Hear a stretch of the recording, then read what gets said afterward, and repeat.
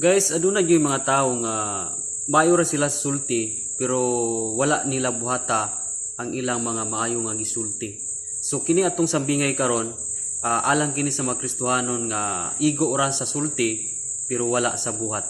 Daghan kayo ra mga panahon na karon inana guys. So puling guys nga matapos nimo ning mao nga sambingay kay adunay samputanan di ining igo ra tang musulti ba pero dili nato buhaton. Duna day mga dili maayo nga samputan sa unahan. Kay gitan-aw sa Dios ang ato ang kinabuhi sumala sa ato ang gipamulong pod. So munang careful kita guys, and para masabtan nimo ni atong istorya karon, inaani ang senaryo sa atong istorya. Dunay usa ka mananagat nga nangayo siya og pag-ampo sa pastor. Kana bitaw gusto siya ba nga ampuan sa pastor kay para dako ang ihang daghan iya makuha o aduna siya gapanaan nga gisulti sa pastor. Usa ka adlaw niya na miadto siya sa balay sa pastor unya mingon siya, "Pastor, magpaampo ko nimo." Ngano man brad? Magpaampo ko nimo pastor kay gusto ko nga panalanginan sa Ginoo ang ako ang pagpanagat kay kung i-bless gani na pastor, nakita mo gunato nga atong simbahan pastor, doon nagyoy ayuhonon.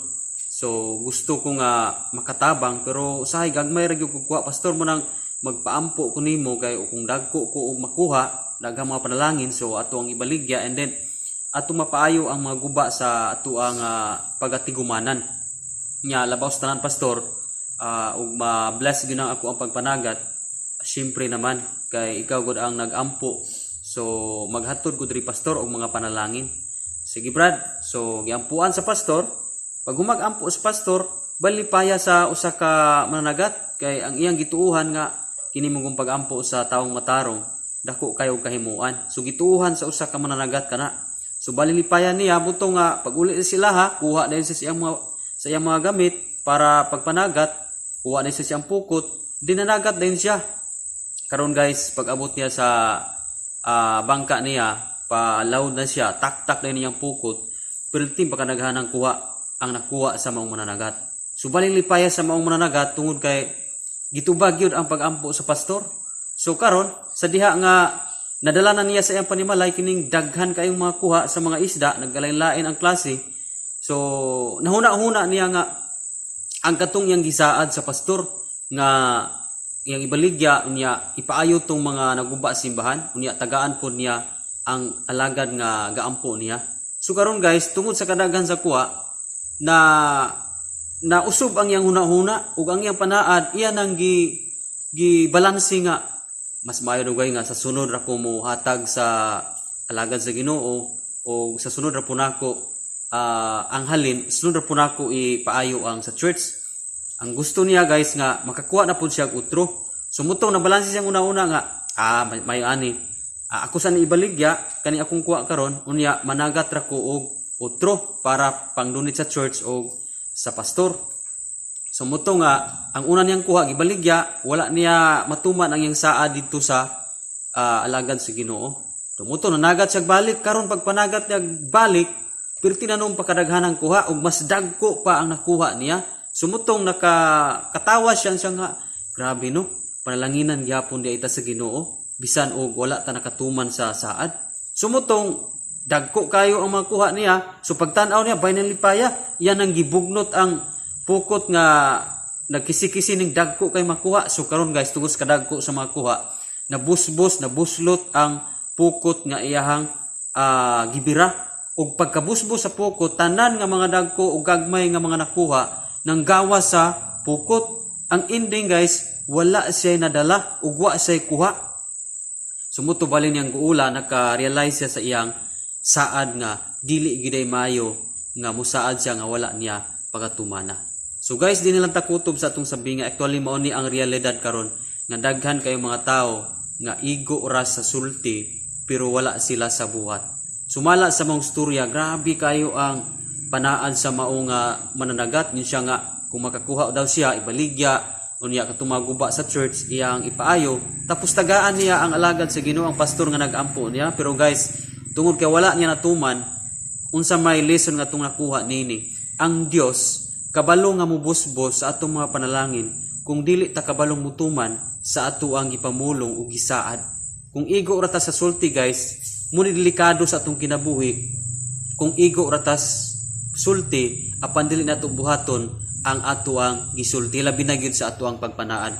Matud pa sa Ecclesiastes chapter 5 verse 4 to 5, busa kung manaad ka sa Dios, tumana dayon kini kay dili siya gustog binuang, busa buhata ang gisaad mong buhaton. In verse 5, maayo pag dili ka manaad kaysa magsaad ka apan dili mo tumanon. Giklaro ining maong verse guys nga dili gud magsilbi ni ato ang kinabuhi, labi na Kristohanon ta, nga igo lang tang musulti panaad pero wala nato tumana sumala sa ato ang gisulti. Matud pa niya dinhi nga dili siya gustog binuang. So kini ding gisulti nato nga dili nato matuman sama daw na og binuang sa tubangan sa Ginoo. Muna nga likayanan kayo kay daghan day mga panahon nga nagbinuang dayta sa atong pagpamulong na wala nato natuman ang ato ang ginasulti. So daghan pang makuha nato aning mao nga storya, ang lesson ini nga lain nato makuha nga kung aduna di tay gisaad ato giday nang pagatumanon. Kay nganuman ang resulta day kung di nato tumanon ang atong gisaad, pakit-on ratas mga panalangin sa Ginoo. Onya dili ta patilawon. Di ba? Sunindot kayo na nga ang panalangin sa Ginoo matilawan gyud nato, pero kalabanan kung ano nga igo ratang gipakita sa mga panalangin sa Ginoo pero wala nato matilawi, tungod siguro kay aduna tay mga gipangsaad sa Ginoo apan wala nato ginatuman. Munang lesson learned ni guys nga sa ato ang pagpangalagad sa Ginoo, kung unsa man ang atong gisaad sa Ginoo, unsa man imong hinumduman nga imong gipanaad sa Ginoo, dapat imo ginang tumanan. Kung naa man kay gisaad nga wala nimo natuman, pangayo dayon pasaylo kay aron nga unsa man gani ang samputanan niadto maputol dayon. Kay lisod kayo guys nga aduna tay ginasulti gisaad sa Ginoo, unya maputol ra aw mabalabagan ra tungod sa wala nato tuman ang ato ang ginasaad. Actually kita ang tanan ani wala exempted, daghang mga panahon nga igo ra ta sulti pero wala nato buhata ang ato ang ginasulti. So usanis makaingon nga imbis panalanginan ta, pakit-on ratas panalangin apan dili ta makatilaw.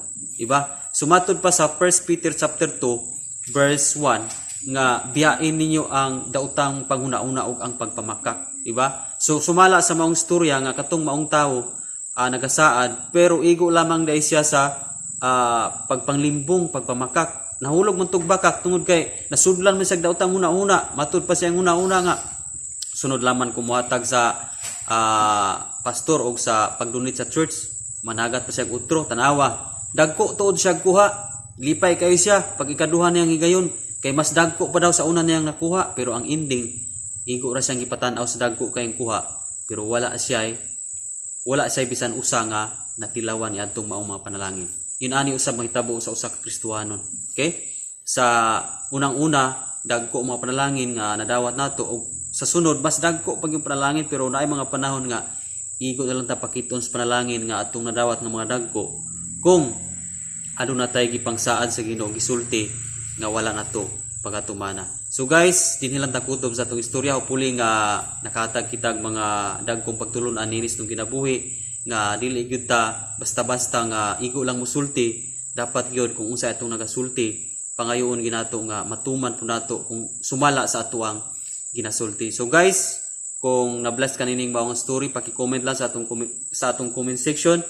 And kung bago pa kang nga channel guys, be sure nga nakasubscribe ka para updated ka sa daghan pa natong mga storya o sambingay sa Kristohanon. Kung doon na kay time guys, daghan natang na-upload nga mga storya nga daghang mga lesson sa kinabuhi.